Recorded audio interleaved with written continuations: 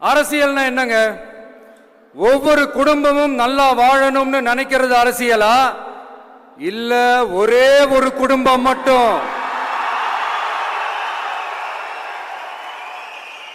தமிழ்நாட்டை சொரண்டி நல்லா வாழணும்னு நினைக்கிறது அரசியலா? நீங்களே சொல்லுங்க, எது அரசியல்?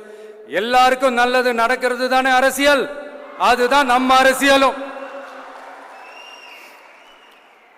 காட்சிக்கு திராவிடம், ஆட்சிக்கு திராவிட மாடல்னு தினம் தினம் மக்கள் பிரச்சனைகளை மடைமாற்றி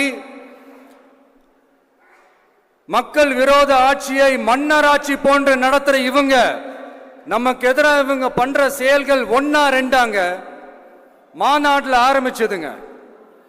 மாநாட்டில் ஆரம்பிச்சு அதுக்கப்புறமா நான் கலந்துக்கிட்ட அந்த புத்தக வெளியீட்டு விழா, நான் பறந்துரு போன அன்னைக்கு நம்மளுடைய 2ஆம் ஆண்டு துவக்க விழா அன்னைக்கெல்லாம் சிட்டிக்குள்ள எந்த ஹாலும் எந்த கல்யாண மண்டபம் கொடுத்துடக்கூடாதுன்னு அங்க போய் மகாபலிபுரத்தில் போய் அந்த ஃபங்க்ஷனை பண்றோம். ஏன் இன்னைக்கு பொதுக்குழு வரைக்கும் எங்கெல்லாம் எப்படியெல்லாம் தடைகள்?